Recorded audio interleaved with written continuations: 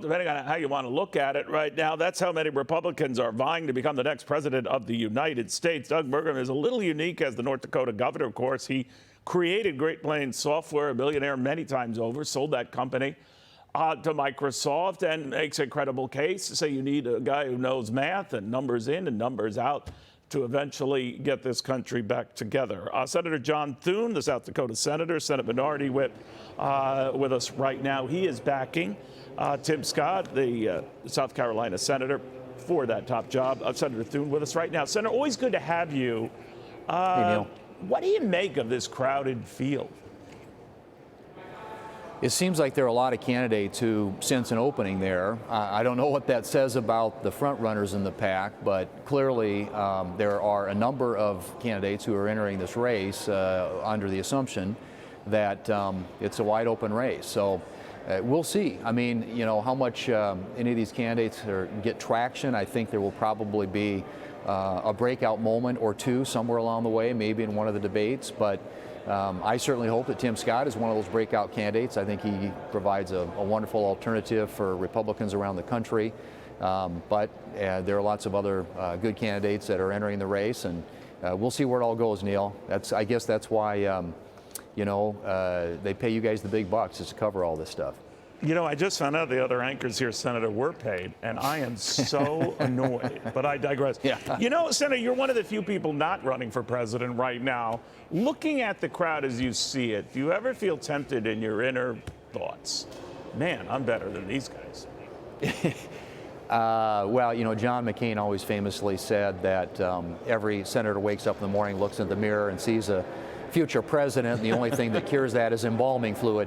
But I'm not somebody who aspires to that job, certainly not at the moment, but there are good people who do. And I'm glad that there are people entering the race who have a deep passion for this country, a deep passion to make a difference. And like I said, I hope that some of them can get some traction out there. And of course, in my view, I'd love to see Tim Scott be that guy.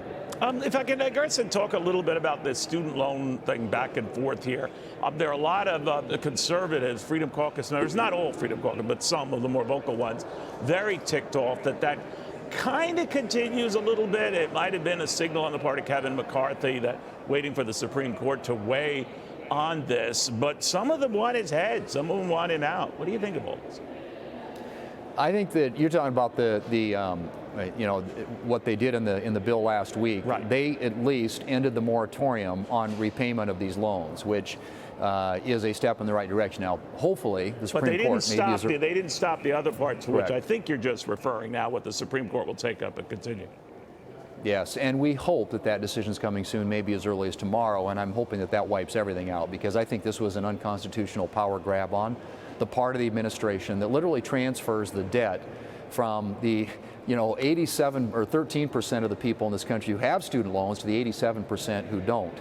And this was a political move on the part of this administration, I think, designed to buy votes. And in the end, I hope that the Supreme Court does what it should do, and that is to wipe this out and force the administration and people in this country, again, who, the 13% who are being subsidized by the 87% of American taxpayers who don't have student loans, to start paying them back. I think it sends all the wrong signals, and clearly this was something that, in my view, not only it exacerbates inflation, clearly adds to the debt, maybe upwards of $1 trillion if his policies were allowed to fully be implemented.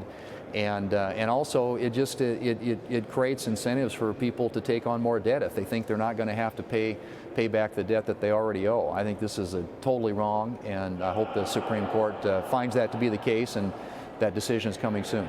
You know, many come back, and some of these candidates who are running for president are come back and say, well, some are leaders in this race, like Donald Trump, and there are fine ones to talk about getting debt under control and doing all of that. It ballooned even pre-COVID under his presidency.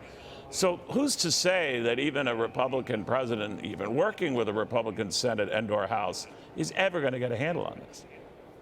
It's going to take a good amount of political courage, and you know, ideally it would happen at a time of divided government, but that seems unlikely. And Donald Trump, of course, has said he's not going to touch Social Security or Medicare.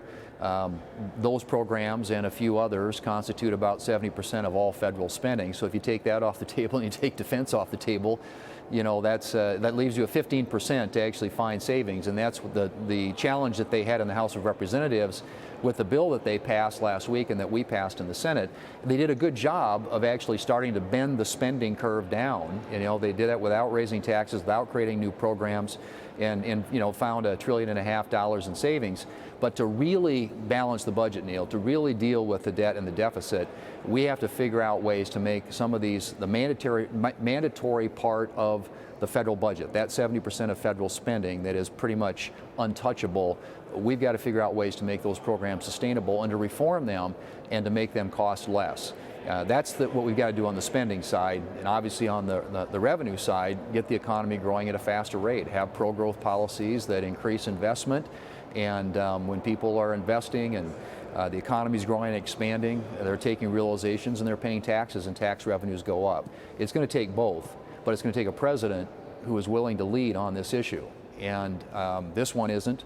I hope that we have one in the future, starting in January of 2025, that is, because otherwise this runaway debt that continues to explode, $31 trillion and growing, is just going to choke us, you know, purely in the amount of interest that we have to pay to finance it. Yeah, I always tell my kids it's on you guys.